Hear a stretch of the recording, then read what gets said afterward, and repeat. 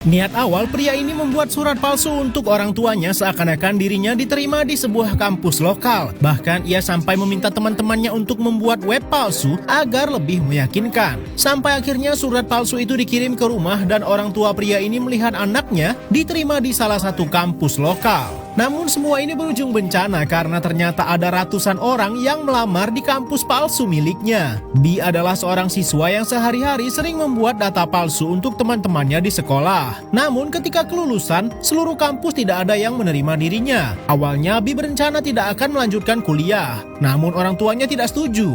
B memiliki teman dekat bernama Sherman yang nasibnya lebih beruntung karena ia diterima sebagai mahasiswa Hermon, kampus elit di daerah mereka. Tidak hanya B, ada beberapa temannya juga yang tidak diterima di kampus manapun seperti Daryl dan Rory. B yang tidak kehilangan akal akhirnya memutuskan membuat surat palsu dan nama kampus palsu seakan-akan dirinya diterima di sebuah kampus seperti harapan orang tuanya. Bahkan keesokannya, ayahnya sampai memberikan cek biaya 1 semester untuk B kuliah. Untuk meyakinkan kebohongan mereka sampai mencari sebuah gedung tak terpakai, yakni sebuah rumah sakit jiwa yang terbengkalai. B dibantu teman-temannya yang lain akhirnya merenovasi gedung tersebut bersama-sama agar lebih meyakinkan orang tua mereka. Namun masalah lain muncul ketika ayah B bersikeras ingin bertemu dekan universitasnya untuk menanyakan soal kampusnya. Akhirnya Sherman mengajak B untuk bertemu pamannya yang agak lain untuk berakting sebagai dekan di universitas palsu milik mereka. Paman Sherman menerimanya. Rory juga tak tanggung-tanggung menyewa murid-murid lesnya untuk berakting menjadi mahasiswa di sebuah kampus untuk mendukung drama perkuliahan ini.